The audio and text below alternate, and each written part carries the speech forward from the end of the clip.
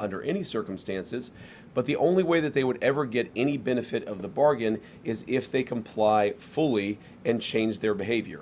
And so you really have a win-win situation for the United States of America. If the Iranians don't change their behavior, their military and their nuclear program is still destroyed. If they do change their behavior, then they are going to have a transformative relationship with the Middle East, and the Middle East will have a transformative relationship with the people of Iran. That's a win for the American people and for the President of the United States, regardless of which option the Iranians ultimately choose. We obviously want them to choose the right option. The interesting thing about their system, and I think it's important for the American people to appreciate this point in particular, is that there are real divisions within their country about how exactly to proceed. And what we've seen over the last couple of months is that the pragmatists within the Iranian system, the people who really do want to transform their relationship with the Middle East and with the world, those people are winning the argument. The United States wants those people to win the argument. The United States wants to have a better relationship, but in order for that to happen, the Iranians have to perform. And if they don't perform, as we've said before, they don't get any of the benefits of the bargain. So what I'd ask all of you is just to report honestly that the United States isn't giving up a cent of money to Iran, and even the economic benefits, the sanctions relief and so forth that comes along with this bargain only happens if the Iranians perform. So with that, I want to say thanks to all of you. It's good to be with you this morning, and I'll kick it over to questions. Let's start right over here to the right. Thank you, Mr. Vice President. I wanted to ask a follow-up on something you just mentioned. You talked about the possibility of the current Iranian leadership fundamentally changing their behavior. Do you think that the current Iranian leadership recognizes the leverage that the U.S. holds over itself economically and militarily enough to actually go forth with fundamentally changing their behavior over the long term and going about things differently? So I certainly think they recognize the leverage that the United States has over them. We've seen that in a number of our conversations. We've seen that just in their behavior over the last couple of days. They certainly recognize that the United States has great leverage. Will that ultimately lead to a change in behavior? I don't know. I've seen skeptics of the deal. People say the Iranians will never change their behavior. Well, maybe that's true, and if so, they don't get any of the benefits of the bargain. But isn't it worth trying? Isn't it worth seeing whether this incredibly weakened position that the President of the United States has put the Iranians under, whether that motivates them to change their behavior, not just vis-a-vis the West, but vis-a-vis the Middle East? And one of the interesting things about this is, the technical details of this we can, of course, get into. There are going to be any number of opinions about the negotiation, about where it's ultimately going to go. But I tend to think that you should trust the people who know the Iranians the best and who have the most to lose. What are the Gulf Arab states saying about this deal? What are they saying about this deal compared to the JCPOA in 2015? This is the Obama nuclear deal. Well, back then, they hated that deal. They felt like it empowered the Iranians to be bad actors across the region, and of course that's exactly what happened. They were right about that. What are they saying about the president's peace deal? They're saying this is an amazingly transformative thing for the region because either way, we and the broader region win. Iran is weakened, their nuclear program destroyed, their economy in desperate straits, and if they change their behavior, big things are going to happen for Iran and for the world. If they don't, no skin off our backs. Either way, we win, and that's the way the president has set up this deal and this negotiation. Thank you, Mr. Vice Yep. President. Just a quick housekeeping question, which I think you answered in your topper, but did the 60-day period officially begin yesterday? I would say the 60-day period officially started today. It was signed late, and it may have even been signed technically, because of the time shift. I think it's signed technically today, Iran time. So yes, the deal started yesterday. We're going to start the 60-day clock today. Go ahead. Can you help us understand President Trump's shift on his stance for Iran's ballistic missile program? Initially, it was a key objective to dismantle it. Yesterday, he said it would only be fair if they had some, if the countries around Iran also had some. So when and why did that change? And will the final agreement have any restrictions on these missiles? So we destroyed a substantial number of their ballistic missiles and their ballistic missile launchers themselves. It's not just the bullets, but it's the actual gun. And that's what we were extremely effective at in destroying during the last 3 months of the campaign. All the president said yesterday is that, of course, countries don't give up the right of self-defense. Israel doesn't give up the right of self-defense if Hezbollah fires rockets or drones at Israel.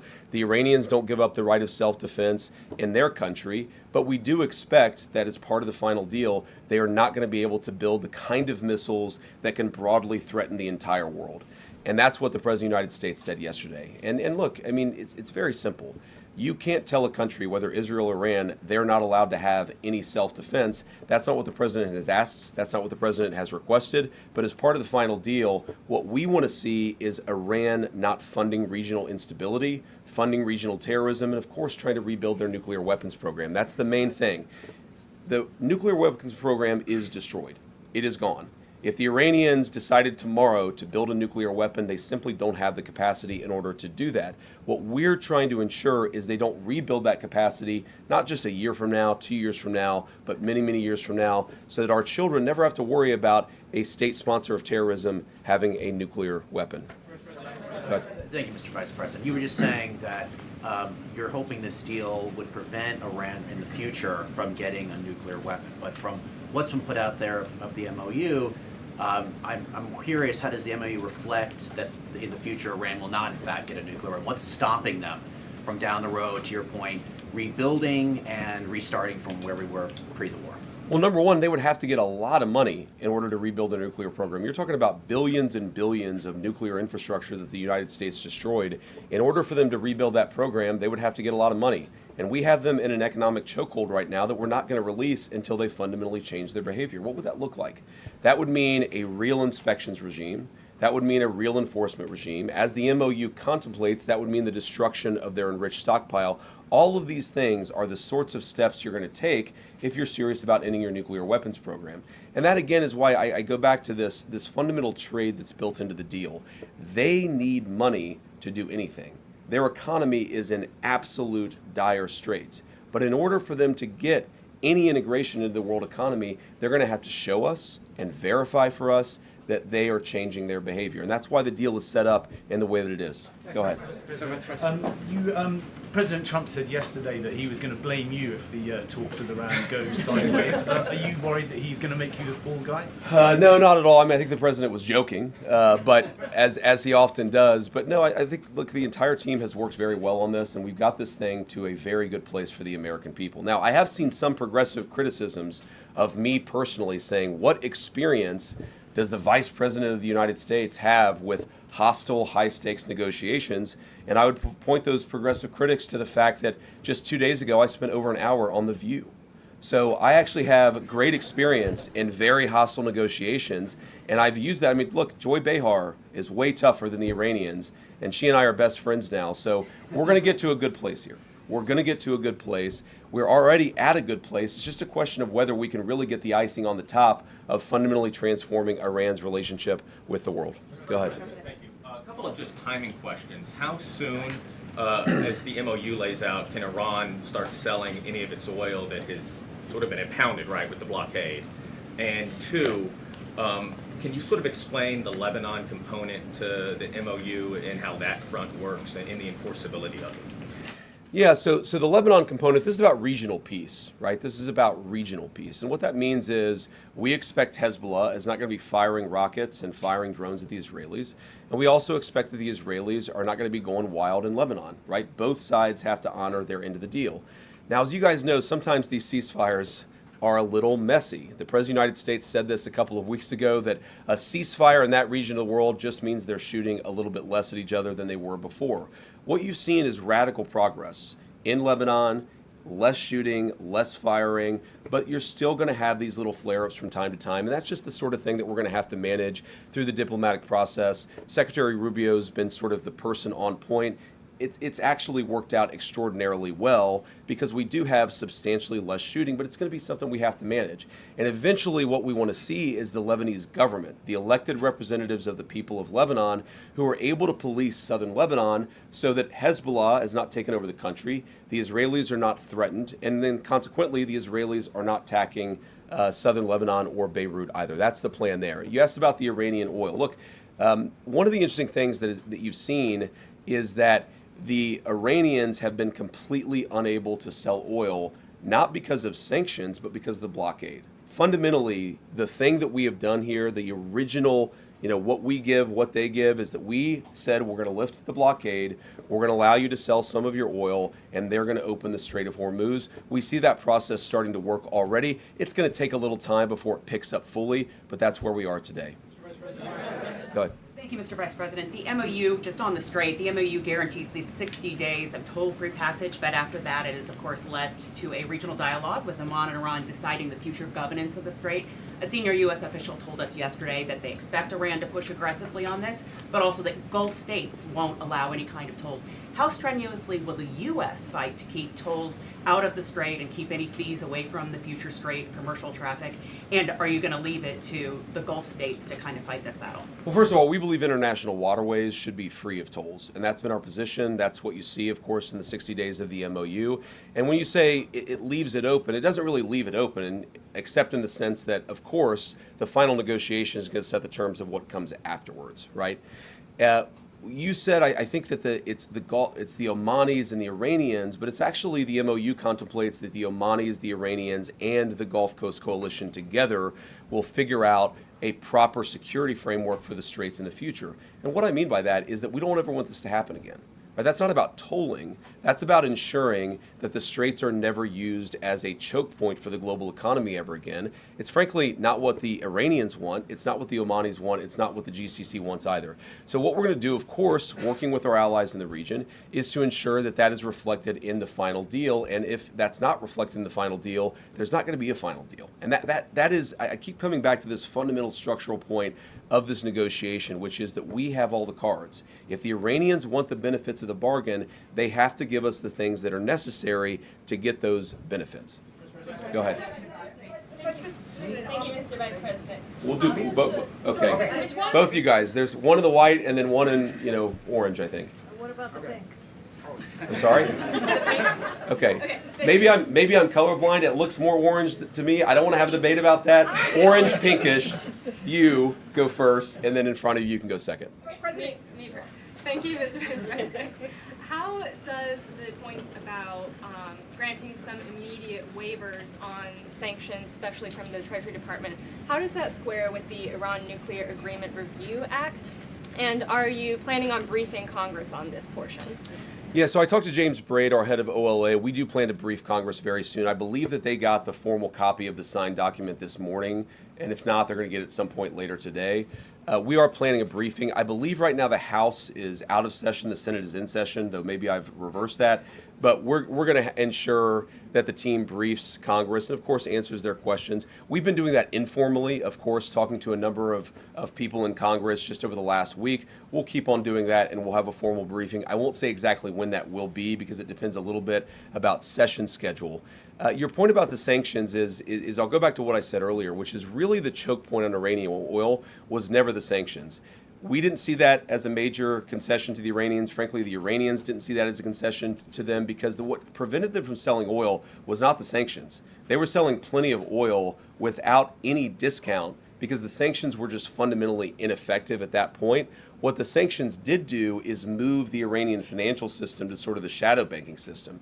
So by lifting the blockade, that's the significant thing that has changed. And by lifting the sanctions, we're actually going to be able to see a little bit where their financial system actually sends money and receives money. That's a real benefit to the American people. And that's really the only thing that has changed by the change in sanctions.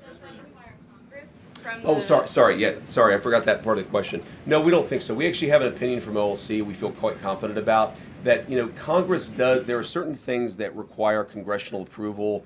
There are certain things that don't require congressional approval. We feel quite confident that we can temporarily lift those sanctions without going to Congress and seeking their approval on that. Apparently, there's been reports coming out of Israel that Iran is already funneling oil money to Hezbollah even before this particular MOU was signed. And how exactly is the U.S. looking at this? If we're talking about behavior on part of Iran, I mean, October 7th happened, and if there's concern that perhaps Hezbollah could end up doing some sort of attack on that scale, then, how exactly are we talking about the reaction from the United States if we're talking about perhaps a humongous scale attack that actually could happen? Are we waiting for that type of attack? I mean, what exactly is a scale here? Sorry, you said what exactly is the scale? Yeah, well, I mean, like, what type of attack would it take to actually get a reaction from the United States to say, okay, now we're actually going to start dropping bombs on Iran for having bad behavior? Well, we don't want a scale of any attack. Any attack, whatever its scale, is unacceptable under this agreement. Now, you asked the question saying that oil money was flowing to Hezbollah before the MOU was signed, and it's one of the reasons why we are actually engaged in this process is to ensure that no money is flowing to Hezbollah. So it's interesting where people will say that the MOU is bad because the MOU produces consequences that were actually happening well before the MOU was signed. That's not a reflection on the MOU, that's a reflection of why we need the MOU to ensure that we have the regional peace and stability that we need. Now, what I would say to some of the critics of the deal that I've heard that will say, well, Iran's going to get all this benefit. I'll repeat what I've said, and I'm probably going to have to repeat it a number of times, is what is the benefit that the Iranians get that they didn't have before? And the answer is nothing. They don't get anything unless they change their behavior. If they change their behavior, that is a thing to celebrate. That's going to transform the Middle East for a generation. If they don't change their behavior, they don't get the benefit of the bargain. And I think, I got to be honest, I think fundamentally this idea that, and it's a misrepresentation of the MOU, this idea that the Iranians get all these benefits before the deal is actually consummated. The idea that they get benefits before they change their behavior is fundamentally a talking point that is issued by people who want the conflict to continue indefinitely, despite the fact that that's not good for the American people and it's not good for the region. Way in the back. All the way back in the red. Thank you so much, Mr. Vice President. Mr. Vice President. Red here, you mean? Are you red? We'll do, okay, sorry. Thank you. I'm wearing bright red. So many today. people are wearing red. You can go first. Kara, right? Thank you, Kara. Okay, thank and then you. next, after that. Okay, great. Could you highlight the major differences between this deal and President Obama's deal in 2015 and why the administration believes that this deal is superior? And second, Mr. Vice President, President Trump has been vocal lately about his disapproval for Bibi Netanyahu's attacks on Lebanon. Has the administration spoken to Bibi Netanyahu directly about the president's concerns recently, and what is the feedback from Israel? Yeah, so we speak to Bibi or speak to somebody in the Israeli government, just as we speak to the Gulf Coast Coalition, our regional partners, pretty much every day, at least at some high level of our government. Look, the president's been very clear. He does not withdraw from Israel. No one could withdraw from another country the right of self-defense. Israel has the right to defend itself. But fundamentally, the Israelis, just like everybody else, have to respect this peace process that is fundamentally good for them and good for the entire region. What the president gets grown frustrated sometimes is that we seem to be right on the cusp of a major breakthrough in the agreement, and then all of a sudden there's a major explosion that goes off in a civilian population center in Beirut, and a lot of people who have nothing to do with Hezbollah lose their lives. That's not acceptable. That's the sort of thing that we've asked for closer coordination so that we ensure it doesn't happen. And our message to the Israelis, just as our message to everybody else, is fundamentally, we want this peace process to be good for you. We do not want Hezbollah attacking Israel, but in order to ensure that that happens, we have got to actually build the kind of regional framework that can cut off the money to Hezbollah, cut off Iranian support for Hezbollah, and also ensure that Lebanon's territorial sovereignty is respected by all parties. And the difference between the two agreements. So first of all, the two big differences are not even in the substance of the deal itself, but something I said earlier are, number one, the Gulf Coast Coalition loves this deal because they think that it makes Iran weaker. They hated the Obama deal because they thought that it made Iran stronger. They know more about this, and they have more to lose than anybody, including the United States of America, so I trust their judgment. The second thing is where the deal came from. You have to remember, in 2015, Iran had built a sophisticated nuclear weapons program with a nuclear weapons stockpile. So the perspective that we came at as the United States was, you already have a really nice nuclear program, we're going to bribe you with American money in order to stop it. Our perspective and where we're coming at it is, we already destroyed your nuclear program. And so if you promise and show verifiable pathways to not rebuild it, then we're willing to give you some sanctions relief and things like that. So it's a fundamentally different perspective. Now, there are all these substantive differences as well. The Obama nuclear deal allowed enrichment Ours will not. The Obama deal allowed the accumulation of stockpiled weapons-grade material. Ours is actually leading to the destruction of that stockpile of enriched material. So there are many differences. The Obama deal gave them over $1 billion of American money. This deal gives them $0 of American money. So a lot of substantive differences, but I think the most important differences are where we're coming at it from a position of strength and the fact that our Gulf Coast partners love this deal. No, sorry. I said the other, all the way in the back. Thank you.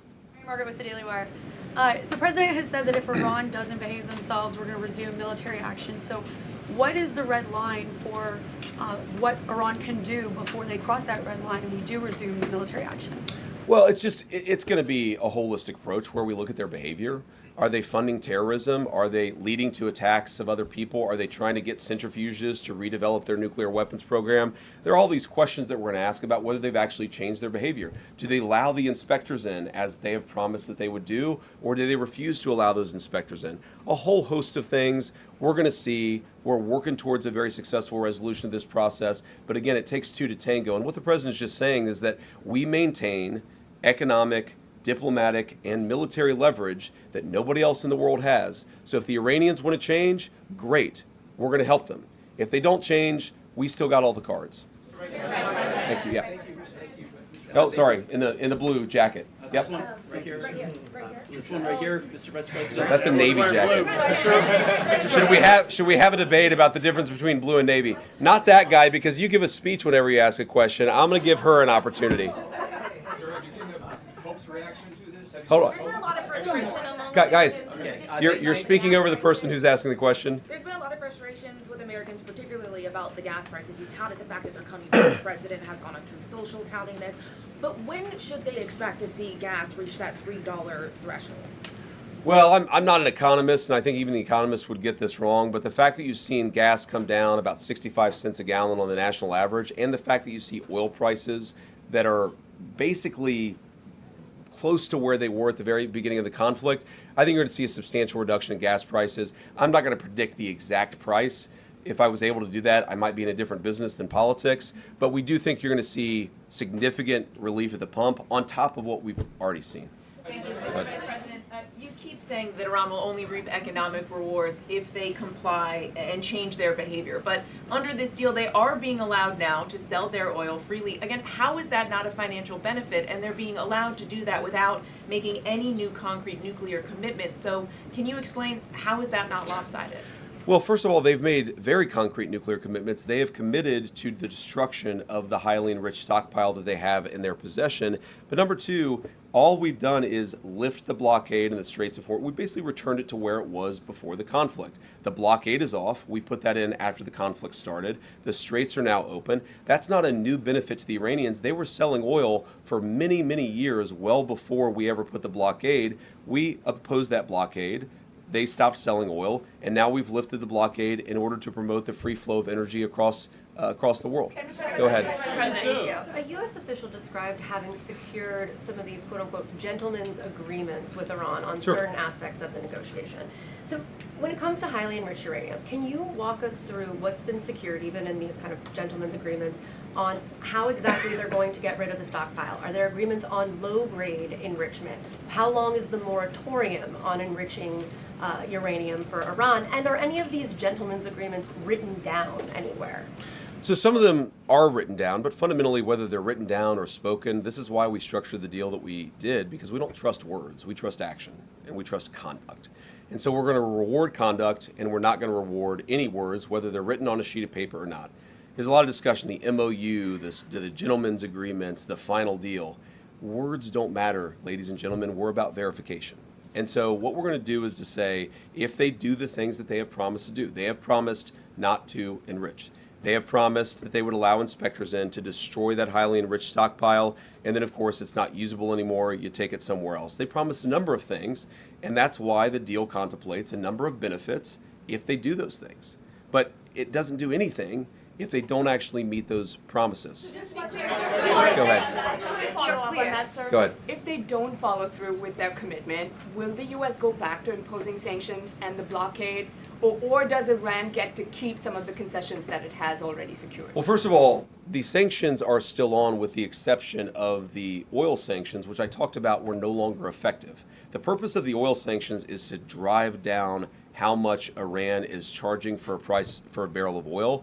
Those sanctions had stopped being effective. The blockade is what's effective. And again, that's the thing that has changed in accordance with them opening the Strait of Hormuz. No sanctions will come off unless they perform the benefit of the bargain, and every sanction will come back on. Like hypothetically, let's say 2 years down the road, they've done what we need to see on the nuclear program, and we release the sanctions as the deal contemplates. Then they decide they're going to start rebuilding the nuclear program. Then, of course, those sanctions are going to come back on. And that's why it's really kind of like a dial. As they dial up their good behavior, we can dial up the economic relief. If they dial down their good behavior, we can turn it off. It's the good thing about having the leverage, and it's a good thing about being the United States of America, where we just fundamentally have so much influence in the world financial system. Go ahead. Thank you, Mr. Vice President. Thank you, Mr. Vice President. Leader Thune said it's unrealistic to get the Save America Act passed by attaching it to FISA, which is what the president's looking for. Do you believe this is possible? Well, why don't we try? Why don't we try and at least force people to vote against it? One of the things that sometimes frustrates me about the legislative process is that people will go into it saying, this isn't possible, therefore we're not even going to try. Well, let's actually see. Let's try it. And if it's not possible, then let the people put their name on it. This is also good for the American people. How many American senators know that the American people love the Save America Act because they believe in voter ID? But how many of those same senators don't want to vote for it because they know that the radical elements within their own party would punish them for it? Let people go on the record and actually answer to the American people, which is why I think we should do exactly as the president said. Rob.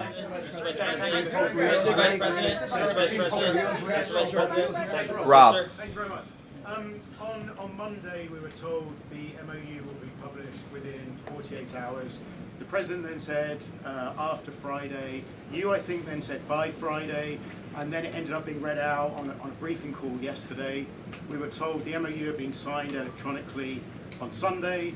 There was an Axios report that it hadn't been. There's going to be a signing ceremony on Friday, and then it's signed at Versailles last night. Is what's going on behind the scenes as chaotic as your public messaging?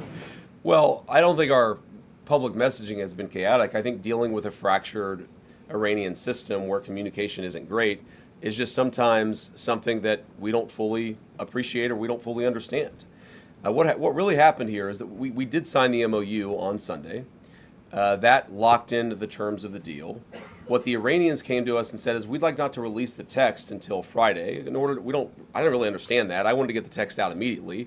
But in order to be accommodating to them, we said, sure, okay, we'll wait until Friday. And then what happened over Monday, Tuesday, the president was in G7, maybe foreign leaders were talking to the Iranians and encouraging them to do that. We were definitely saying to them, we understand your desire not to have the text out until Friday, but we live in a democratic system. The American people want to see the text of this deal. We would certainly like to get it out as soon as possible. And so they came up with having their president sign it, our president sign it, and then just releasing the text as a signed document immediately at that point. I do wonder, Rob, this is pure conjecture, I'm just guessing at this. I wonder if part of it is that they wanted to have a Persian translation, a Farsi translation that they felt good about. And then, of course, once they translate it into Farsi, our State Department has to confirm that the Farsi translation matches the meaning of the English. I think that is part of what was going on here. But the text is out there now. We said that we would be transparent about it. But the reason why it went back and forth a little bit about when exactly the text would be released is just we were trying to show good faith to the Iranians, who, for reasons I have no idea, cared a lot about how the text itself was rolled out. Blue tie there. Thank you very much. Thank you very much, Mr. Vice President. As you know, because you were involved in this process, the MOU allows for Iran to sell its oil right away, which means that Iran can take in on a monthly basis tens of millions of dollars. Iran's economy was in tatters. How is this not essentially giving a lifeline to Iran economically? And what's to prevent Iran from using all of that money, all of those millions of dollars, to prop up its proxies in the region? Well, the number one thing is that we actually see where the money moves now because of what we've done with the financial sanctions. We actually know where the money is going to move. And so we have great confidence that we're going to be able to see if they try to fund terrorist organizations, we're going to be able to see that. But you said that millions of dollars is a lifeline. Right now, the Iranian nation is a nation of 94 million people. Their economy is in a free fall. They have sky-high inflation, and fundamentally, about $1 trillion of damage to their industrial base was caused over the last 3 months. The idea that selling a few $1 million worth of barrels of, or a few $1 million worth of oil is going to fundamentally transform the Iranian economy, that's just not true. We thought that it would be good in order to lift the blockade and open the Straits of Hormuz to allow the free flow of energy. We felt that it was reasonable that if we're going to allow everybody else to sell their energy during this period of negotiation, we would allow everyone to sell their energy. That's all we're doing. We can slap everything right back on if the Iranians don't make the deal that we expect. Yeah. Either one. Yeah. Guys, how about both of you? Go ahead. Mr. Vice President, so President Trump said we'll finish one, talking about Iran, and he said then Cuba is next. Is Cuba next? And also on Colombia, Mr. Vice President, he has mentioned Colombia 3 times this week. Why is it so important, the election day in Colombia for President Trump? You guys have to ask Marco about Cuba. That's not... Look, our view, go ahead in a second, but let me just actually answer this guy's question. Fundamentally in Cuba, it is a system that hasn't worked. They can't make any money. Their economy is frankly probably in worse shape than the Iranian economy. It's 90 miles from our shore, so every time that there's a crisis, you end up having desperate refugees or desperate, people who can't feed their families trying to flood into our country. We want the people of Cuba to be happy and successful. We're actually talking to the Cuban government right now about how they could change their ways to change that. We're going to see what they do, and obviously, if they do one thing, we're going to do something. If they make smart decisions, we're going to have a much better relationship with that island. Go ahead. Mr. Vice President, Vice President, thank you so much. I know that you are still not sure if you are going to run for president in 2028, but if you do not, is there anyone in particular that you would want to see run? What's your name? Stephen Kapuska, sir. I want Stephen Kapuska to run for president in 2028. Go ahead. Go ahead. Thank you, Vice President Vance. I've got 2 questions. Could you describe the status of your Switzerland trip? Are you definitely still going? What are your plans? And also, if we could drill down on frozen funds. There's been a lot of focus on oil sanctions, but on frozen funds, what's your understanding of how much money is frozen? How much of that is in the U.S.? And a senior administration official briefed some of us reporters earlier this week that there might be small antes, is what he said, like small releases of money to build trust with the Iranians early on. Could you describe that whole situation? So on the frozen funds, the amount of money, I honestly don't know. I've heard numbers north of $100 billion. I've actually heard numbers north of $200 billion. Most of it is not in United States accounts. Most of it's either in the Gulf or in Europe or somewhere else. But I don't know the exact amount of money. It's a lot. It's one of the reasons why we've had such a successful chokehold on the Iranian economy, though by not even close to the main reason. We're not releasing a single dollar of that money until the Iranians perform. And there are a number of ways they could perform. For example, let's say they actually take meaningful steps, and this could happen very quickly, to destroy that stockpile of enriched material, then we're going to have a conversation about it. But they have to perform. I've seen some reports, I don't know where this came from, that the Qataris had released billions of dollars in Iranian assets. That's just not true. It would be impossible for the Qataris to do that without our buy-in and certainly without us seeing it. So a lot of this reporting is just fundamentally wrong. They don't get a dollar of unfrozen assets, their money, not our money, but they don't get a dollar of unfrozen assets until they actually perform under the deal. You asked about Switzerland. Our plan is to go to Switzerland. I don't know exactly when. The way that we're setting up this technical negotiation is that obviously you're going to have the political leadership involved. Excuse me. We're going to have people on the ground actually driving the technical talks, the nuclear talks. How do you destroy this highly enriched uranium? All that stuff. that you really just have to get into the nitty gritty on. So, I plan to go to Switzerland. Exactly when, we think these technical negotiations are going to start sometime this weekend. That's still the plan, but that could change because it's not an easy country, Iran, to get out of, and so we're trying to figure out exactly when that's going to happen. I suspect this weekend, but I'm not sure. You're not going tomorrow to Switzerland. I may. It just depends on exactly when the Iranians can get there. We're trying to figure that out as we speak. But again, I suspect it will happen this weekend. We're going to find out exactly whenever the coming days. Go ahead, Ben. Well, thank you so much, Mr. Vice President. Just two questions for you. To follow up on an earlier question, Secretary Rubio said in March that the goal of this war was to, quote, to eliminate the threat of Iran's short-range ballistic missiles. You just said earlier that the military program is destroyed. U.S. intelligence estimates that Iran still retains roughly 70% of its pre-war ballistic and cruise missile stockpile. So when did the administration decide to abandon that part of the original mission? And then just second as well, moving forward, are you leading the U.S. team moving forward in terms of the negotiations? How involved will you be? Yeah, so I'm certainly planning to lead the U.S. negotiating team. But on the first question, you talked about an intelligence report that was anonymously leaked to a reporter that was not with context and that frankly is not accurate. What has changed about the Iranian ballistics missile program is it matters much less the number of missiles they have, the number of bullets. What matters much more is the number of launchers they have, and importantly, the teams on the ground that have the capacity to launch those missiles. Their ability to launch missiles has been substantially degraded. Is it zero? No, but it's substantially degraded, and in that sense, we haven't abandoned the mission. We've accomplished that particular part of the mission. If you look at the Gulf Arab allies, and obviously the Israelis who faced a lot, the two of them together faced a brunt of these missile attacks, each of them feels substantially safer today from the Iranian missile threat than they did before. Obviously, that is something that we would like to continue. All the president said yesterday is that you can't expect any country to give up its right of self-defense. You have to have parity, and that's what the president of the United States was talking about. Go ahead. No, guys. Yeah.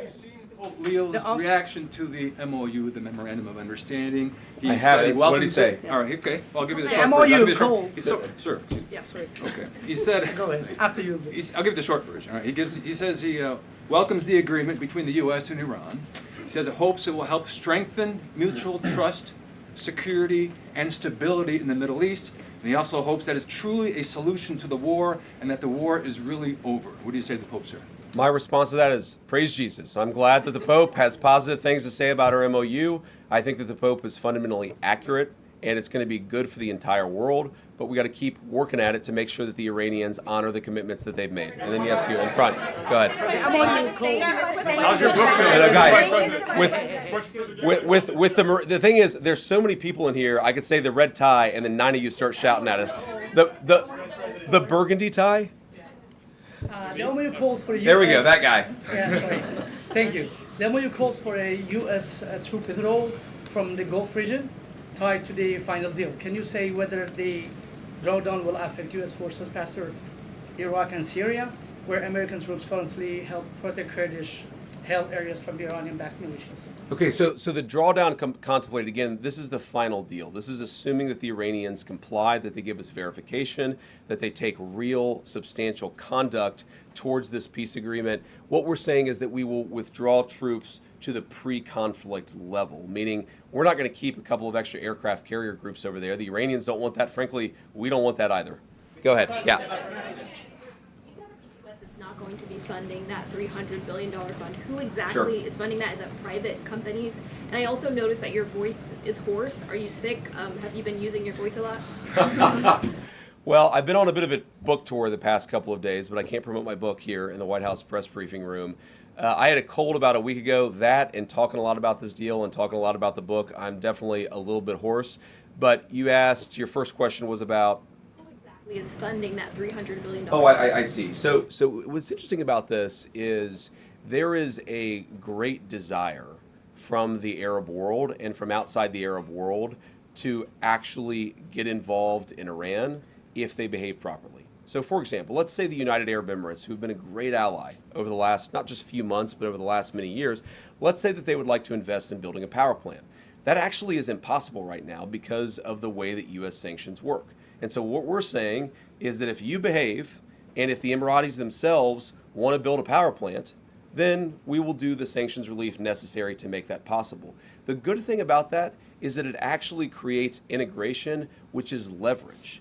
A world where the Gulf Coast Coalition has greater leverage into the Iranian economy is a world where the Iranians are going to be heavily prevented from misbehaving. So it's a lot of the Gulf Coast Coalition, again, they see that Iran is weakened, they see there's an opportunity to build a new relationship there, and they're saying if they behave, and if the United States is willing to allow this to happen, then absolutely we want to change our relationship with Iran. No, well, I mean, I assume that in the United Arab Emirates there would be private money and so forth that would be part of this. But again, this is so far in advance because it assumes a transformation in Iranian behavior. Sir. Thank you so much, Mr. Vice President. As you know, the Iranian-backed groups in the region were involved in this war, and they damaged U.S. facilities and your allies as well. How does this agreement affect Iran-backed groups across the region, especially the Iranian-backed groups in Iraq? And my second question, this agreement requires Iran to stop attacking the Kurdish opposition in Kurdistan region, which they did 2 days ago. So what this agreement does fundamentally is it requires Iran to behave like a normal country. And if it doesn't, as so many people think that it never will, then it doesn't get any of the economic benefits. And if they do, then that's a great thing for everybody. It's a great thing for the Kurds. It's a great thing for anybody who has been under the brunt or under the threat of Iranian-funded terrorist organizations. The expectation is that Iran will stop that, and if they don't get the benefits of the bargain. John. Thank you, Mr. Vice President. Many of the colleagues that you served with in the U.S. Senate and Republican Conference have criticized this deal over the last 24 hours. What is your message, Mr. Vice President, back to them? So I guess I would say to anybody, any of the critics, is number one, have a little bit of faith in the President of the United States. The idea that he is going to strike a deal that's been bad for the American people, it's preposterous. He is the person who's had the courage to fundamentally transform our relationship with Iran and with a lot of other countries over the last year and a half. He believes in this deal. He is going to see it to completion, and if the Iranians don't comply, we still have every single tool and point of leverage that we have today. That'd be message number one, is have a little faith in the President's ability, given that he's got us this far, to take us the final step.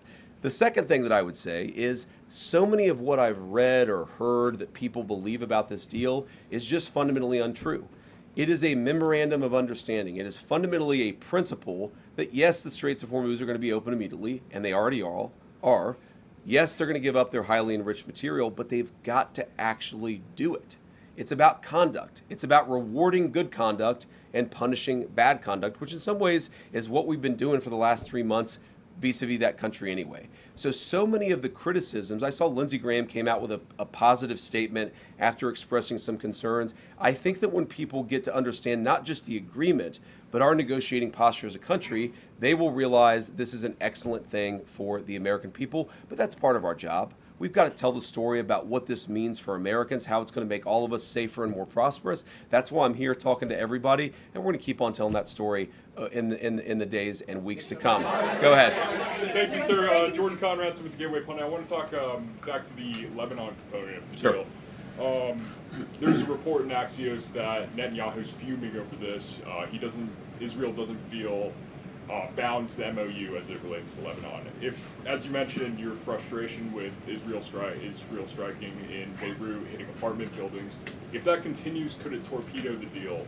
And what would the U.S.'s response be to a broader war in Lebanon involving Israel and Hezbollah? Yeah, well, I don't want to get into hypotheticals that could torpedo the deal, because I think the President's expectation is that all of our friends, the Israelis, the Arabs in the region, we're going to work together and actually see this deal to completion. Now, I saw the Axios report, that Netanyahu is fuming. That's not reflective of the conversations that I've had with him, but maybe he's saying something to somebody else that he's not saying to me. What I will say, and this does bother me, is that you have seen people within Bibi's cabinet who have come out and attacked the deal, and in some ways very personally attacked the President of the United States. And I guess my message to them would be twofold. Number one, Donald J. Trump is the only head of state in the entire world who is sympathetic to the nation of Israel at this moment in time. And he happens to be the head of state of the world's superpower. If I was in the cabinet of the Israeli government, I might not be attacking the only powerful ally that I have anywhere left in the entire world. And the second message I would give to some of those cabinet members, Bibi, to his credit, has not gone down this path, but to some of these cabinet members in Israel who are attacking the President of the United States, the other thing that I would say is that over the last 3 months, 2/3 of the defensive weapons that have protected your homeland have been built by American hands and paid for by American tax dollars. The problem for Israel is not Donald J. Trump. And anybody in Israel who thinks their biggest problem is the President of the United States needs to wake up and smell the reality of the situation that country is in. Thank you all. Ladies and gentlemen, I invite you to pray with me. Almighty God, you are our rock, our fortress, and the sustainer of this nation. Every perfect gift comes from your hand, and we give you glory for the courage you have woven into the soul of our armed forces. You teach us that true devotion is proven in sacrifice, and today we honor these 3 patriots who on the field of battle proved their devotion to their comrades and their nation. Father, we thank you for Major Dockery, who braved a ferocious ambush and at times shielded his men. For Major Capers, who despite grievous wounds refused to yield. And for the enduring legacy of Colonel Ripley, who, through a hail of gunfire, halted a massive advance by the enemy. In their heroic actions, we see the living truth of your word. Greater love has no one than this, that they lay down their life for their friends. Their profound sacrifice in moments of extreme peril blesses us still today. Now, Lord, we ask you to move in our hearts.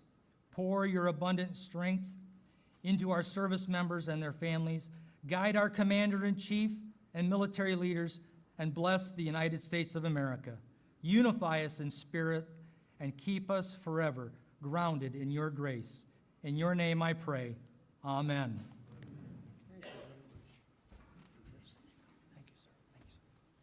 Well, thank you very much, everybody, and we'll be seated. We have some very important business to take care of. I just do want to say, though, the stock market just hit a new all-time high.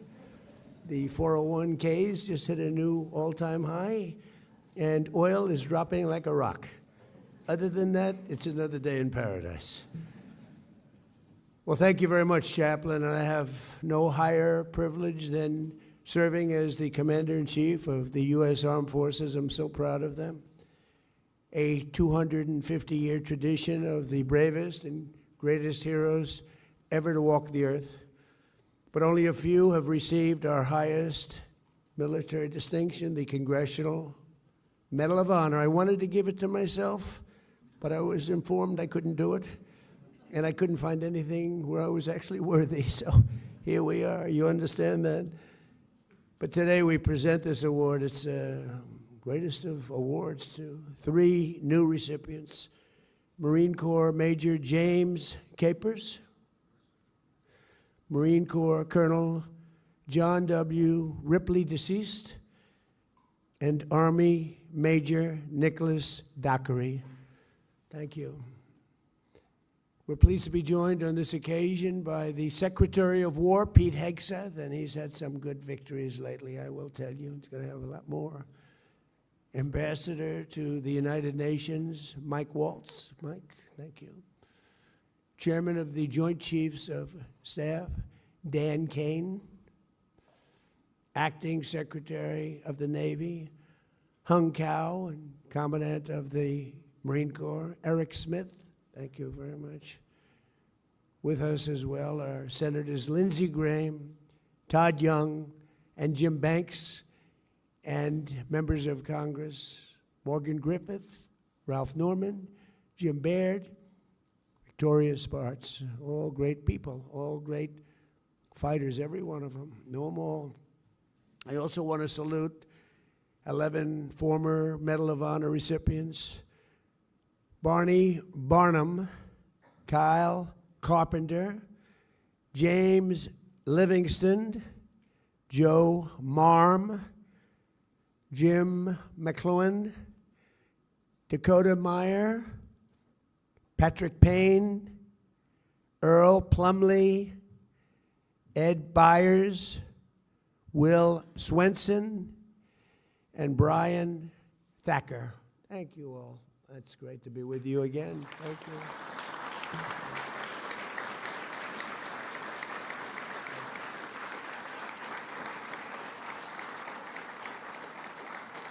They're great people. The first hero we pay tribute to today is one of the finest warriors to ever wear the uniform of the United States Marines, Major James Capers Jr., sitting right here. Thank you, James.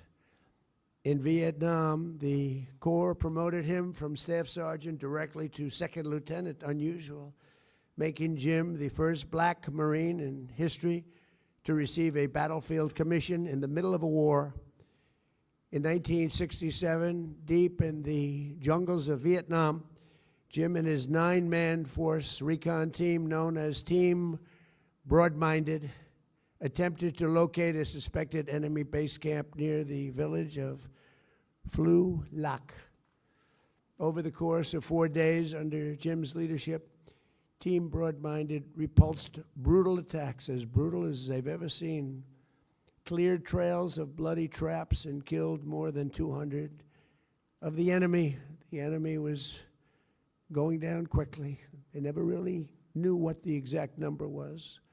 On the 4th day of battle, a numerically superior force of Viet Cong soldiers launched a truly devastating ambush. Explosions shredded the air, sending Jim into a tree, ripping open his abdomen and breaking his leg, badly broken leg. Shrapnel peppered his body in 17 places. I hope this isn't giving you some bad memories, Jim, but I'll tell you, everybody admires you, what you went through, believe me. Every one of his fellow Marines went down wounded, but Jim rose, pushing forward on a leg that shouldn't have been able to carry any of his weight. After a shot of morphine, Jim asserted command of the firefight. He took over like nobody's ever seen before. Barely clinging to consciousness, he called in close air support for an entire hour. Very dangerous. It was sometimes a little bit too close. And it was the only force strong enough to repel the onslaught of a lot of very tough soldiers on the other side. Once an extraction helicopter reached his team, Jim loaded his wounded men first before finally loading himself. When the helicopter groaned under the weight of his entire team, too many people, he attempted to deplane, but his team physically held him back, refusing to leave their leader behind. For his incredible valor, Jim was recommended for the Medal of Honor in 1967, and everybody knew he should get it. But life is life. His commanding officer, who was his biggest fan, was tragically killed before the paperwork was signed.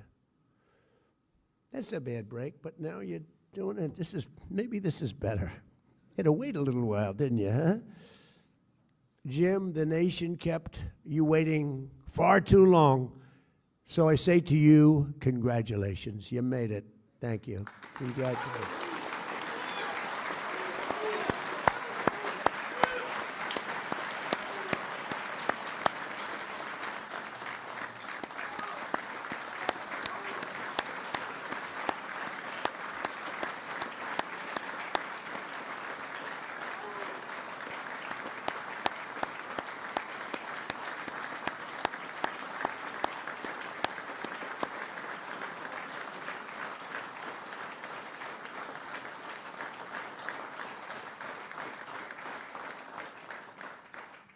Thank you, Jim. And thanks as well to your niece, Renee, and her son, Eric, who I just met. What great people. And brother-in-arms, Joe Rodriguez, a big fan of yours. Thank you very much. Congratulations. Next, we honor another legend of the United States Marines who is sadly no longer with us, Colonel John W. Ripley. In the spring of 1972, the North Vietnamese prepared their Easter offensive, the largest ground invasion since the Korean War. It was a big, big invasion, over 30,000 North Vietnamese soldiers and 200 tanks and lots of other equipment, high level, planned to penetrate deep into South Vietnam and collapse the embattled republic. The only thing standing in their way was a bridge across the Chu Viet River and the extraordinary courage of then Captain John Ripley. Everybody knew he had that. As North Vietnamese forces surged to the North River bank, it became clear that the assault could only be stopped by destroying the bridge. Vietnamese Army engineers had stockpiled over 500 pounds of explosives that needed to be personally placed under the bridge. As the only soldier with sufficient demolition experience, John reached for the first load of explosives. Everyone said, "Don't do it, John, don't do it." He grabbed the steel girders above his head, and hand over hand he climbed, dangling beneath the bridge and over the rushing water, with a lot of very angry people watching him. Completely exposed to withering enemy gunfire, John completed not one, not two, but 5 such trips. He was a strong guy, a very strong guy. At one point, John remembers a tank round blasting into the bridge and knocking him temporarily unconscious. For 5 straight hours, he hauled explosives, placed charges, and ran a primer cord to each one of them. He later recalled reciting a simple prayer, "Jesus, Mary, get me there, just get me there." When John detonated the explosives, the bridge collapsed into the river, crushing the advance and saved the hope of a free Vietnam. For Easter morning, for his heroic deeds, John Ripley was given the Navy Cross, and today we posthumously award him the highest of all awards, the Congressional Medal of Honor. And we're grateful to be joined by his sons, Tom, John, and Steve, grandsons, Stephen, Lewis, and Francis, and his beautiful daughter-in-law, Alexandra. And so I want to thank you all for being here, and congratulations. You have extremely good genetics. So congratulations. Please.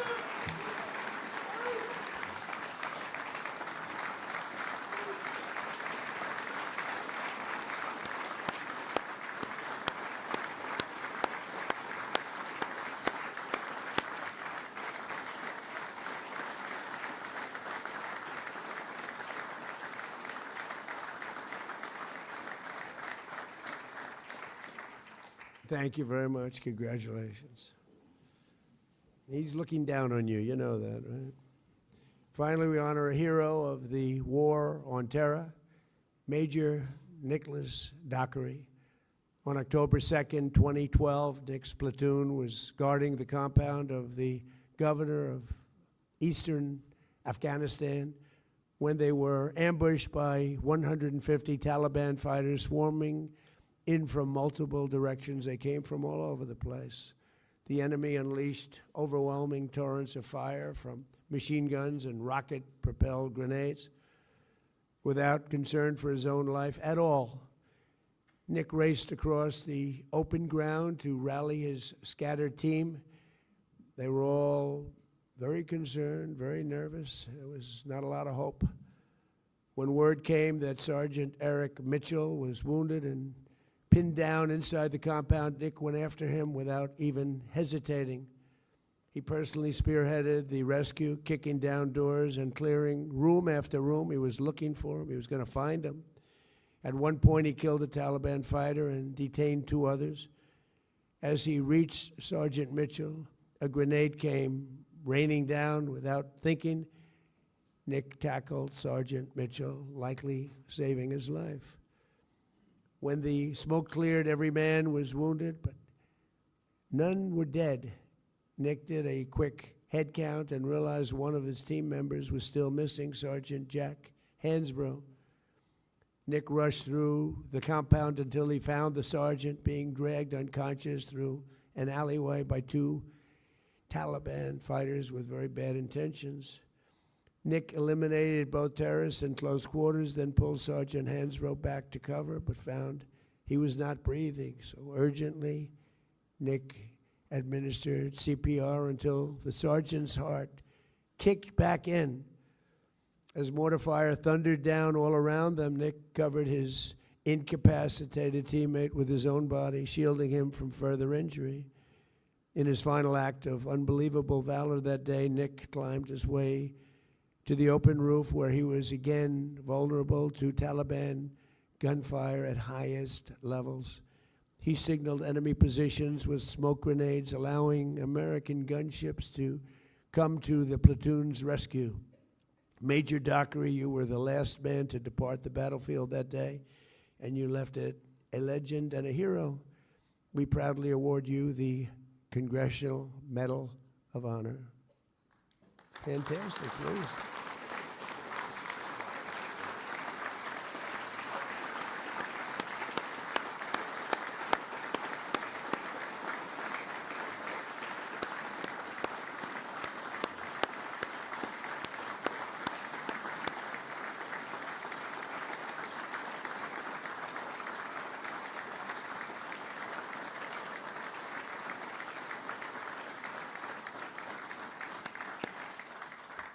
Thank you very much. Joining Major Dockery today are his younger brother, Blake, his partner, Jennifer, grandmother, Mary. Oh, Mary is something. I like Mary. Where is Mary? Where are you, Mary? Where are you, Mary? I love Mary. She said, I'm a big fan of yours. You know, I like people that are fans of mine. Thank you, Dennis. It's great to be with you, too. A friend and colleague, Chris, and 5 members of his unit on the day of the attack, John, Morgan, Will, Joey, and Roshan. Would you guys stand up, please? Would you do that? Wow.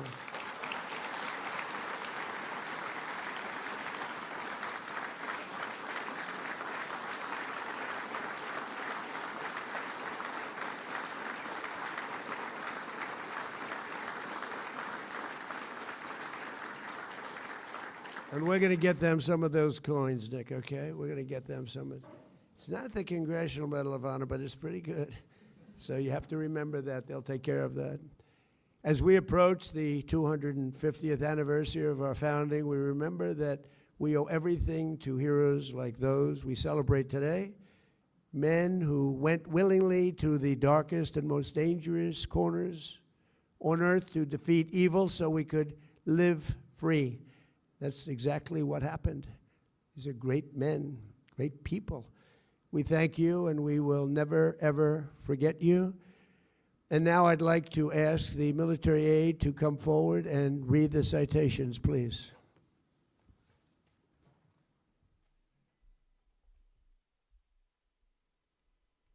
Major James Capers, Jr.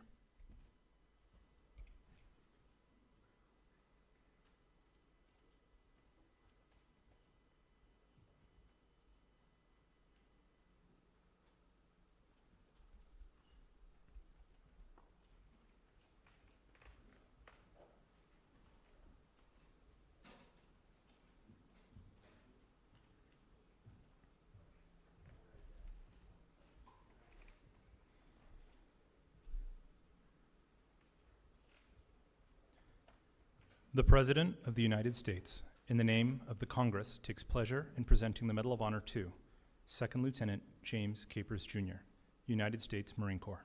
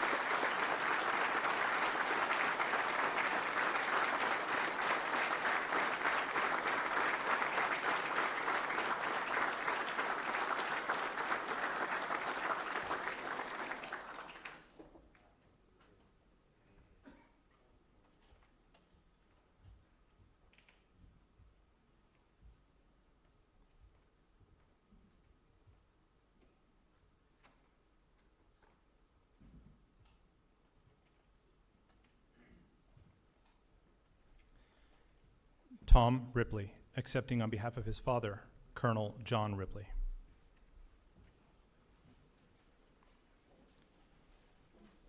The President of the United States, in the name of the Congress, takes pride in presenting the Medal of Honor posthumously to Captain John W. Ripley, United States Marine Corps.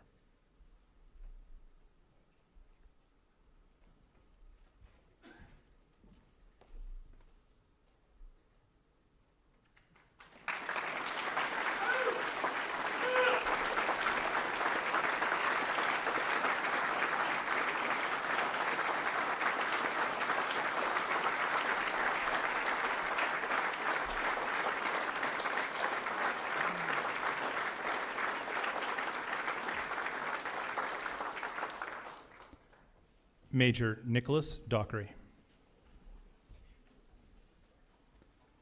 The President of the United States of America, authorized by Act of Congress, March 3, 1863, has awarded in the name of Congress the Medal of Honor to Second Lieutenant Nicholas Dockery, United States Army.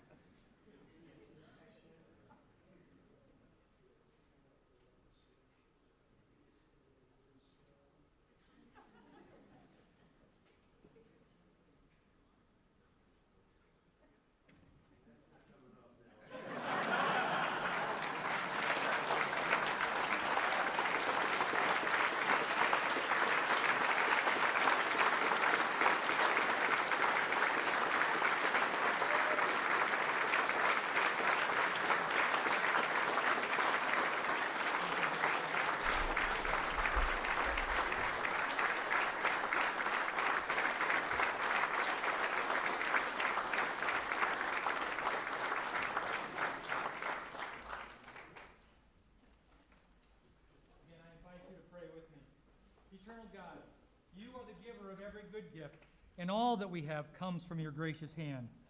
Father, as we leave this place of honor, let the fierce courage of Major Dockery, Major Capers, and Colonel Ripley be permanently etched into our hearts. And let their lives be a lasting reminder that the truest measure of our character is not found in what we gain, but in what we are willing to sacrifice for one another. Lord, we ask you to move powerfully across our ranks. Place a hedge of divine protection around our armed forces, standing watch in all corners of the world, and pour your sustaining grace over the families who hold the line at home. Grant wisdom to our Commander-in-Chief and to our leaders. And Father, as we mark 2.5 centuries of freedom as a nation, we ask that you keep the United States of America strong, resolute, and forever a beacon of liberty to the world. In your name, I pray, amen. That's a lot of press. Wow. Well, it's important stuff. And you know, our team out here, they've all become stars, superstars actually. But we want to thank you very much. We've had a tremendous time and I think a great success. And we just concluded a very successful NATO summit here in Turkey. And I want to thank President Erdogan, who's really a great man. He's a great leader. He's a friend of mine, been a friend of mine for a long time. He's a strong person, a very strong personality, and that's why he runs such a successful and good country, and really a great, I would say, a great country. Militarily, he's very powerful. People leave him alone. But he's really done a fantastic job. And from the moment we got off the plane, you look at the airports were beautiful. They built a new terminal for our arrival. Everything was beautiful. And so I just want to thank President Erdogan, who's done a fantastic job in Turkey. And I also want to thank NATO Secretary General Mark Rutte. Mark is an extraordinary person, smart, great leader. It's not easy leading so many leaders like that. You get a lot of leaders, and they're strong personalities, every one of them. And Mark does an unbelievable job. Couldn't find anybody better.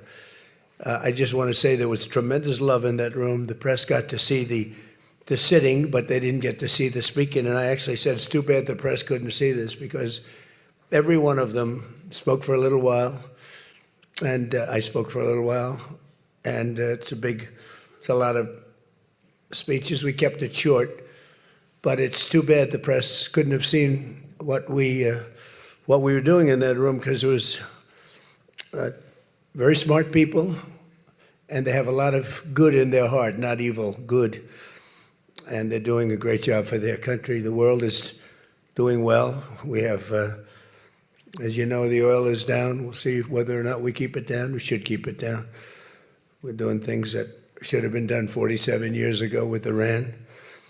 And I just want to say that throughout my first term and over the past 18 months, the United States has led a historic effort to dramatically increase the defense spending and to have equipment that no other country in the world has. When you look at Venezuela, when you look at Iran, essentially demolished their military in a couple of weeks.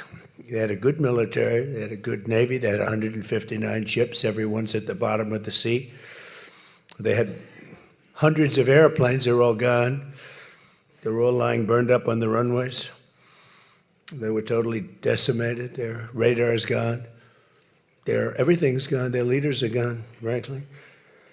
And their combat capability is pretty low. They have a small percentage of missiles left.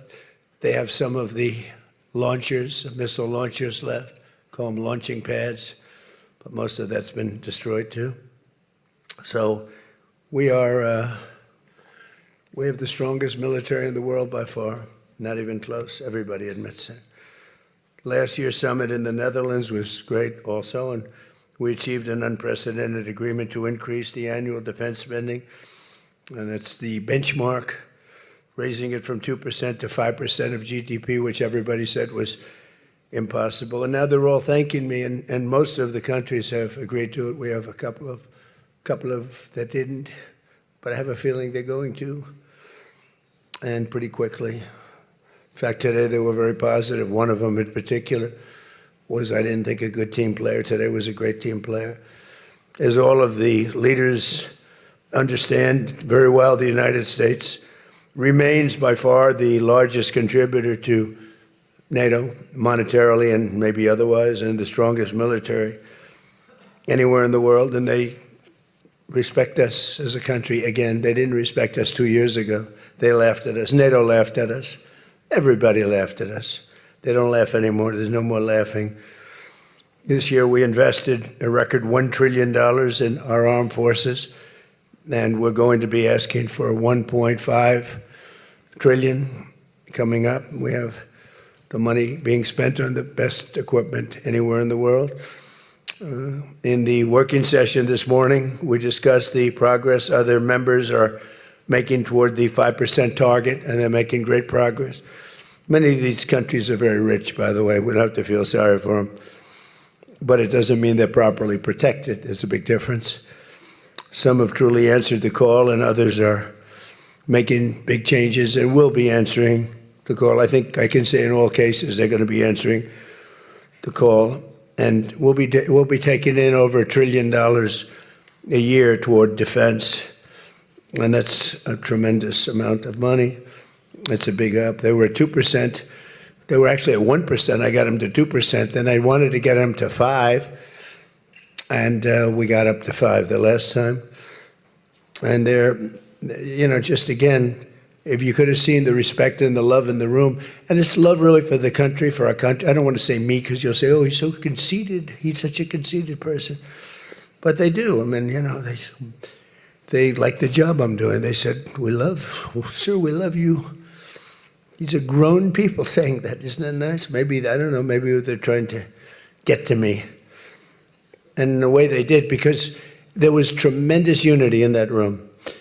And I urge all nations to accelerate their plans to get the benchmark as quickly as possible. The benchmark is going to be that 5% number. That's the number it should have been for years. As a result of the commitment we achieved last year, defense spending of other NATO members surged by more than almost $150 billion in 2025, and much of that money is being spent on American-made equipment. They all want American-made equipment. We're pushing very hard to have the defense companies, and they're great. We make the best equipment, the Patriots and the Tomahawks, and everything we have is considered to be the best. Not by me, it's everybody wants it. I wish we made it faster because we could sell as much as we could make. And as you know, I had Lockheed and every one of the companies, all of the companies who are Raytheon as an example, Boeing. So many of those great companies are now building plants. They had big plants, but they were using them 24/7. I said, that's not the way to do it. You have to build more plants. You don't have to just go overtime. No tax on overtime. Remember that, please? No tax on overtime. Those people are happy. But they were doing literally 24 hours to get the Tomahawks done and the Patriots done and all of the other defensive and offensive equipment done. It's the most sought-after equipment in the world. You saw that with Venezuela, where they had a lot of great equipment. It wasn't ours, and it didn't work. Our equipment works, but we have to produce it faster for other countries. For everybody, including ourselves, we have to produce it faster. So we think within a year and a half max, we'll be, instead of waiting for a year or 2 years, we'll be having it on a 2-week wait, maybe a 1-week wait. That's what I want. And it'll do really well. A lot of people are, just waiting. They're waiting. They want to get this defensive equipment, maybe in particular the defensive equipment, but offensive and defense. As much of that money is being spent on American-made equipment. That's the money that the European and Canada are spending, European countries mostly, and Canada. And they're spending that with the United States, largely. And it's American-made, made in the USA, as we say. Weapons, munitions, supporting thousands of American jobs. This will increase. We have the highest number of jobs. Right now, we have the most people working in the United States that we've ever had in the history of our country. We have the biggest investment ever made, $19.2 trillion. That's 6 times more than we've ever had. Think of it, 6 times more. And what did that were tariffs. Without the tariffs, I think we would have done fine, like at about 2 or 3. The last administration had much less than $1 trillion invested for 4 years. We have $19.2 trillion invested in 1 year. We haven't gone into the extra almost a half a year, 1.5 years. Those numbers won't come out for a little while. So we have 19.2 trillion, not billion, not million, trillion with a T, invested in plants and equipment that's being built all over the country. Eli Lilly is building plants, big drug, Merck, all of them. The drug companies are building. The car companies are building like crazy. In fact, as you probably saw a big announcement yesterday, Toyota is leaving Mexico and they're going to build one of the biggest car manufacturing plants in the world in Texas. That's because of the tariffs, because we don't mind if you build in Mexico, but if you build in Mexico, you have to pay 25% tariff. If you build in Japan, or if you build in any place, now China is a much higher tariff. It's 100% tariff because we don't want to lose our jobs. We don't want to have our workers lose their jobs. We have the largest number of plants being built for the most money ever in the history of our country. Car plants, AI plants, and all other plants, pharmaceutical plants, chips. We're not giving anything. All we're saying is if you don't start, they will give them a year and a half to 2 years to build their plant. If they don't have that, they have to pay 100%, 200%, even 250%. If they make a chip, or if they make a car, if they make pharmaceuticals. So the pharmaceutical companies are moving in at record levels. There's never been anything like what's happening. Let me put it a different way, put it to you in a more broad fashion. There has never been anything like has happened with this country or any other country in the history of the world. There has never been growth. There's never been manufacturing plants being built. We have so many being built. And in the big ones, like AI, some of the AI, we let them build their own electric plants. We force them to build. We don't want it because the old grid that we have wouldn't be able to supply. They need, just as an industry, more energy than the entire country produces right now, when you think about it, which is incredible. So take all of the energy that the United States produces, and that one industry, which is so big, so powerful, it needs more than that. In fact, some people say almost double. So this was my idea. I said, you can never service that. You can't reinvigorate the grid. You can make it better, but nothing like that. You wouldn't be able to build. And we're leading China in AI, in just about everything. But we're leading China in AI. Even in TikTok, I was watching somebody say, oh, the TikTok deal, it's so bad well, because they say the deal was incredible, but they think the word that gets out is bad, except the numbers just came out, and I'm #1 on TikTok, and all I do is talk about communism, right? So it's sort of good. I used it to get elected, too. But, you have to get your word out. But the numbers came out just a little while ago, and I was #1, some ridiculous number. I never heard of numbers like that, but #1. And all these entertainers are number 27, 29. It's crazy. I don't even understand myself. But that means that my word's getting out about how great our country is, how successful our country is, and how bad communism is, and how bad these lunatics are that are running for election that don't sound good, don't think good, and don't look good. I don't see any looker. I don't see anybody with the look. You need the look, I guess. You need something, but they don't have it. And I think they'll fade fast. And it's not social democrats. This is not a social democrat. These are communists that are running. And they don't want God. They don't want successful things to happen for our country. They don't want to have a successful country. I think they're sort of crazy. As European nations rebuild their militaries, American equipment will be the largest beneficiary. The defense companies are going to be making most of that equipment. They want the American equipment because it works better. It's not a question of anything else. We make the best equipment in the world.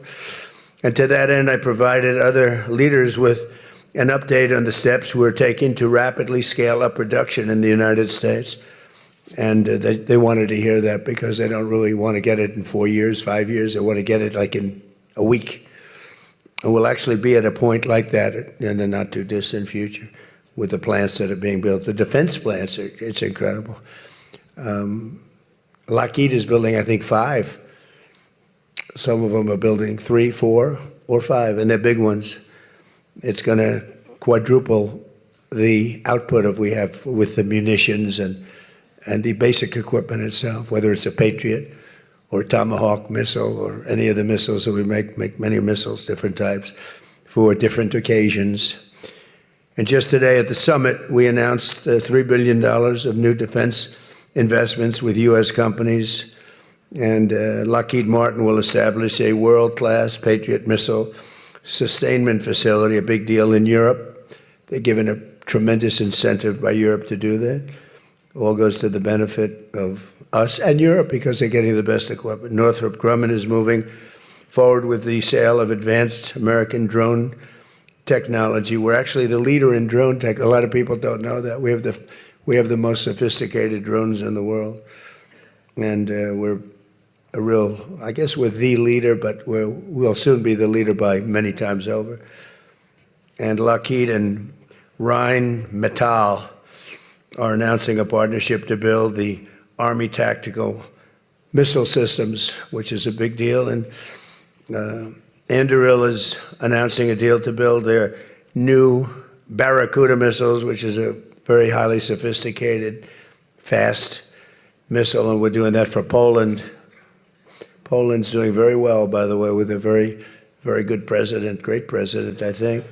All of these agreements directly benefit the U.S. defense industry base, and what it really does is it means jobs. And again, I have to just say that when Toyota announced yesterday, I wasn't that surprised, but everybody wanted to get that. That's the largest, I think it's going to be the largest plant in the world, car plant, and they're moving into the United States. And again, they're doing that to avoid paying the tariff, because if you build your product here, you pay no tariff. If you don't, you pay a 25% tariff, depending, 35% sometimes 100%, 200%, depending on what the product is. As an example, we're doing great on steel because we charge tariffs. So now all of a sudden the steel industry, which was absolutely dead a few years ago, I revived it in my first term, pretty good, and then they blew it in the Biden term.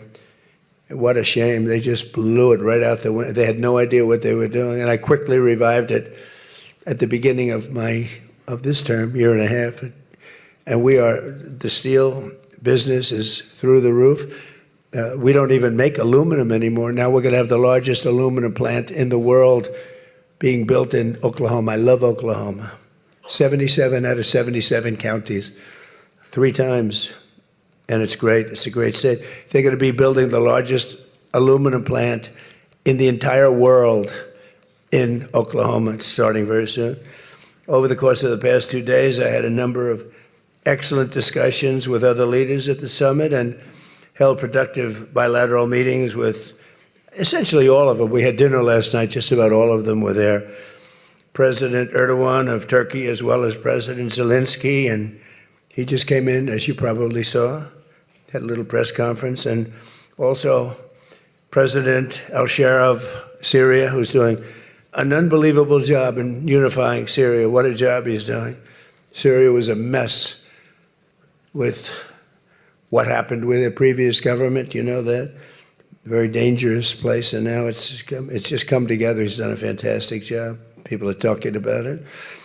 In every conversation, it was clear that America is back, and we're stronger and bigger and better than ever before. We have more jobs, as I said, than ever before. And we're respected again like maybe never before. We are so respected as a country. That's why I wish I told the Secretary General, Mark, I said, it's too bad the press could not see what's happening in this room. You saw the big round circle with all of the leaders of all of those countries. And I don't know, I think they should allow it. The theory is that they won't be speaking quite as freely, and it won't be quite as good, but who knows? It was amazing, actually. The unity in that room was incredible. Really a love. It was sort of pretty wild. There was a love in that room that was great. So this was a tremendously successful summit. And again, I want to thank President Erdogan, Turkey, and President, so many of the presidents, prime ministers, they were all here from NATO, the NATO countries. And in particular, we have to thank the Secretary General Mark Rutte for doing a fantastic job. He really put on a tremendous, his was just something, he's a unifier. He's a tremendous unifier. So I could take a few questions. We've done a few of these already today, so I don't think we should take too many. I don't think we should take, right? So we're going to keep it a little bit short, and I know a lot of you are going home. Some are going with me. So go ahead, please. Sir, yes. Yes. No. The gentleman right here. The very tall gentleman who's very insecure. He doesn't want to ask the question. He's a handsome guy, but he's very insecure. Go ahead. Do you want to shout it out? Give him a mic. How about giving him a mic? You shout it out.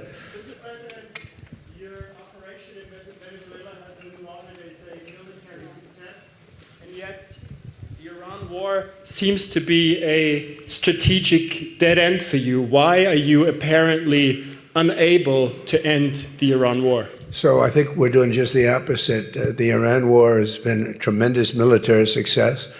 And, you know, I can only answer the question by saying they're not going to have a nuclear weapon. I think I was there for one reason, that Iran cannot have a nuclear weapon. I call it, we denuclearize Iran, and that's happened. They will never have a nuclear weapon. That stuff is so far down under a mountain. It's a granite mountain that collapsed on top of it. Take months to get it out. I think it's a tremendous success, Iran. And you see the oil prices are lower than they were when I started. And people like to say that, but look, they have no military left. Their Air Force is gone. As I said, their ships are gone. 159 ships are gone. They're at the bottom of the sea. Their radar is gone. Everything's gone. So when you say not a success, it's a tremendous success. The fake news likes to say how well they're doing. They're doing terribly. They have 350% inflation. When the war started, they had like 6%, 5%. They want to make a deal, but they don't know how to make a deal, and then they go around shooting ships at night. I don't like that. You know, they're dealing with very fine people. They're dealing with Steve Witkoff. They're dealing with Jared Kushner and J.D. Vance, and they're dealing with Marco and Scott. They're dealing with great people, but I don't know. I think they're a little loco. They're a little crazy. But they told us they'd like to go to the funeral of a person who killed a lot of people. Khomeini killed a lot of people over the years, and there for a long time. Don't forget, what we did should have been done 47 years ago. It could have been done any time within 40. This has gone on they were the bully of the Middle East. So they're a much different country. Now, in one day, all of their anti-aircraft things are gone. That doesn't mean they're not going to get a plane at some point. But all of it's gone. Everything's gone. Their leaders are gone. They had leaders, they're gone. And they had another set of leaders, they're gone. Now they have another set of leaders, they may be gone. Who knows? And you know what? I may be gone too, because I'm their number one target. It's out all over the place. I'm their number one, because they're scum. That's the way they act. And that's the way they've done it for 47 years. But I'm doing what's right for the country. I'm doing really what's right for the world. They have to be stopped. And they've killed thousands, hundreds of thousands of people. They killed 52,000 protesters over the last 3 months. So when you say we're not doing well, I think we're doing phenomenally well. Our military has been incredible. Plus, we had a blockade. Did we have a blockade? Did you ever see a blockade work that way? You know, for you that said we're not doing well there, we did great in Venezuela. That was a one-day war, and they're very good military. You know, it's a very military country. We took out one of the worst human beings in the world, Maduro, and he's in jail waiting for trial. But what he did to this country was incredible, including the fact, not only the drugs, but he had people pour into the country from prisons. They opened up their prisons. They allowed them to come in. We're getting them out. We're getting them all out. But we have, with the Biden open border policy, with Kamala as your borders are. Remember, she was the borders up, but she never called Border Patrol, never once, and she never went to the border. The border was a disaster. Now it's fixed. It's fixed where we have nobody, and I don't do these numbers. 0 people come in through our border, through our southern border. 0. And that's been announced now every month for the last 12 months. 0. We had millions of people come in, under 25 million people, I think more than that under Biden.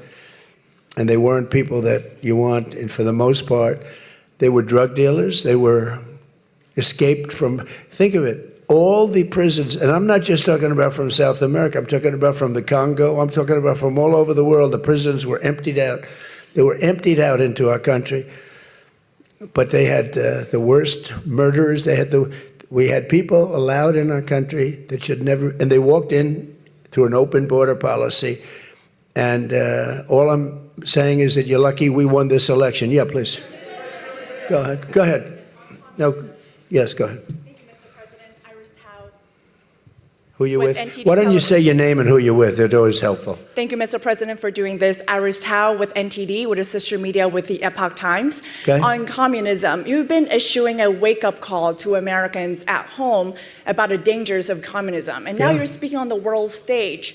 What's your message to people both living under communist and socialist regimes, but also people living under democracies like in Europe and America who might not have realized how close communism has come to home? Yeah, that's a great question, actually. But look, I want to get the word out because what's forming is communism in the country. And communism's easy to sell. I would be the greatest communist in history. I'd be right up there with Lenin. I'd be as good as anybody.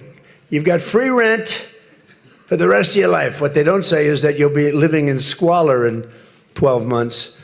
You've got a free house. Would anybody like to have a free house? We'll take it away from somebody. We'll give it to you. You'll have murders all over the place. Communism's a disaster. It's been proven to be for thousands of years under different names, but same thing.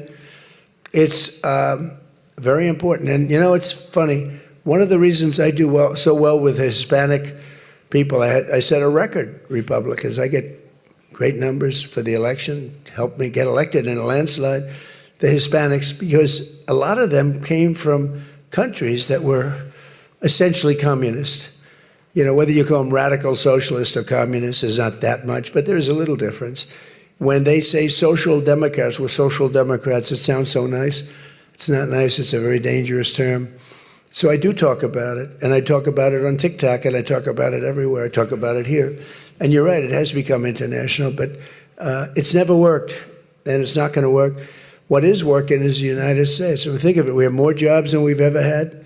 People are making more money than they've ever made. I'm talking about workers now. I'm talking about workers. They're making higher salaries than they've ever made before. It's just the best system, and it's got flaws, but everything's going to have a little flaw, but it's been amazing. And when I watch what's happening, and I see these lowlifes I mean, they're lowlifes. I watch them. I know good people. I know quality people. These are essentially lowlifes. And when I see what they're talking, I think they're very dangerous in many ways. And I've said it, and then I said, boy, that's a pretty big statement. Then I realized, you know, a couple of people said, I think you're probably right.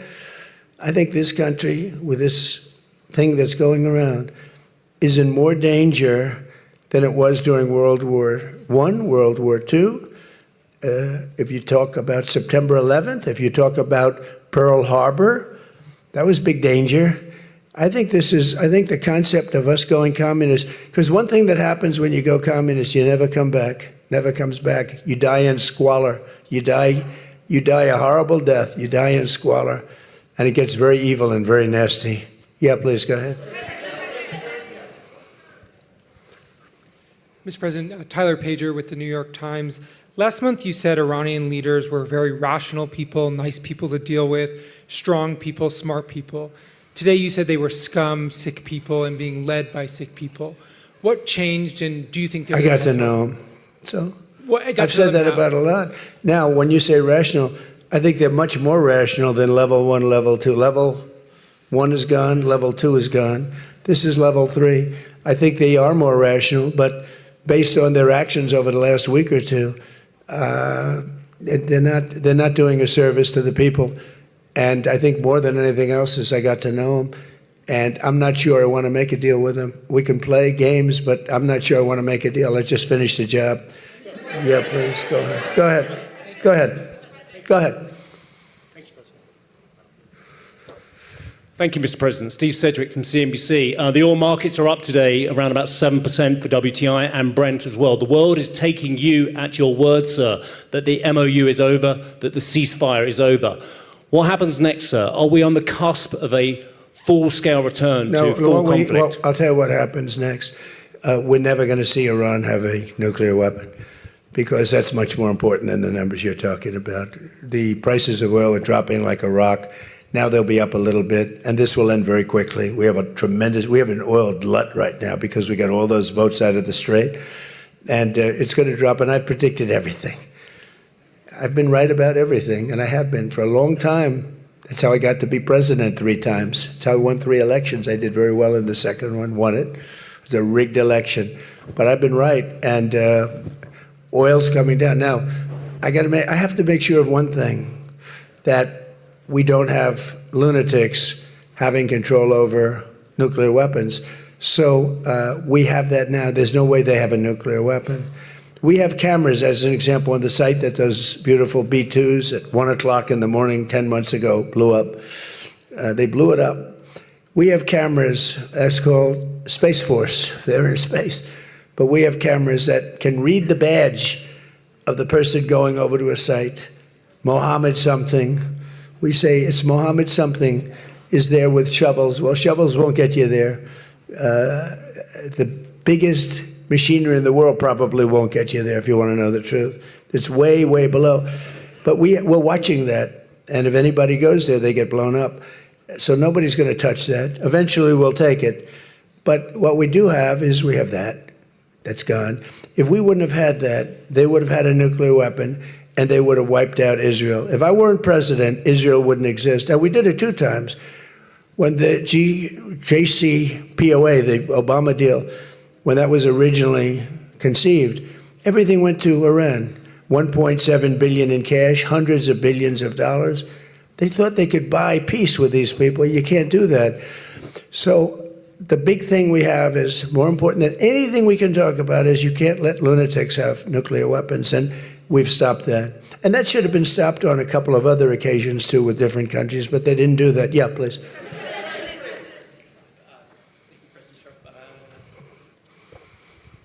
Stephen Nelson from the New York Post. I'd like you to address speculation that you're leaving Ankara not in the new Air Force One because of security concerns involving Iran.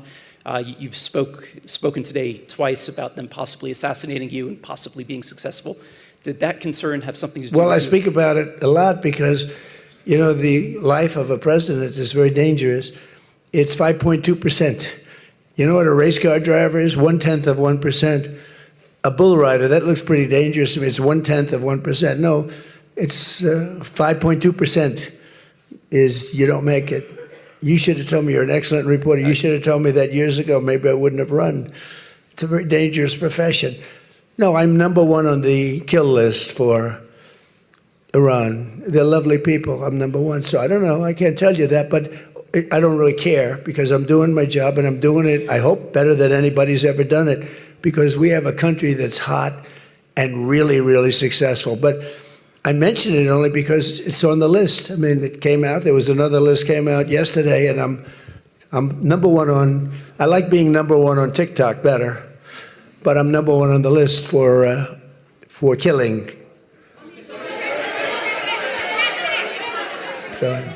Go ahead. Hey, Sean McCreesh, New York Times. But why aren't you flying the new plane home? Say what? Why aren't you flying on the new Air Force One home? It's flying to Europe, to one of the big bases, 2 or 3 of the big bases, where we can show it to the people. And we'll be going home by normal methods. But we have it going to Europe, to a couple of bases, actually 1 in particular, but it's going to go to a couple of bases, stop, so the soldiers can see it, because it's truly magnificent. Yeah, please? Go ahead. You want to go? Okay, go ahead. Mr. President, Harici Media, Tunç Akkoç, Türkiye. Mr. President, it seems that the war with Iran may start again. What do you expect from your European allies? I don't think it's going to start again. I think it's going to go very quickly. They hit a couple of ships, and so we hit them much harder. When they hit, we hit 10 times harder. You know, we hit much harder than they do. We have a lot better equipment than they do. We may even, somebody asked before, do you think you'll hit them tonight? I said, we might. Yeah, we might. But when they hit, we hit. You know, it's what we use their language. We speak their language. No, I don't think so. I think anything that happens is going to be over very quickly, and we'll only make it safer, including for oil. Oil is going to be very free, very easy, and it's going to happen very fast. We have the Hormuz Strait. The boats have pulled out. I mean, there's a gusher of oil right now. We have a lot of oil. And no, anything that happens is going to happen very fast. We're not looking for long term. Okay, go ahead, Red. Mr. President, you said today, Ines de la Cuetara with MS Now. You said today that countries. You're with who? MS Now. MS Now. That's a failing network. Why would you want to work for them? MS Now. Can you imagine? They wanted to get away. They took the name NBC because they were embarrassed by it. Go ahead, let's go. When do you hear this question? You said today that countries like Spain, Italy, and the UK were not there for the U.S. and its war with Iran. Should those countries be attacked, will the U.S. be there for them? Well, I'll tell you what. Number one, Spain has been very bad, but you know Italy's been good, and almost all of the countries have been good. They just had a bad moment. They didn't help us We didn't need the help, but if we would have wanted the help, I said, by the way, if I want help, Sir would rather remain on the sidelines, and I didn't like that answer. UK gave an answer that was sort of weirder than that. They went out. I said, would you like to help? They said, we do, but we want to wait till the war is over.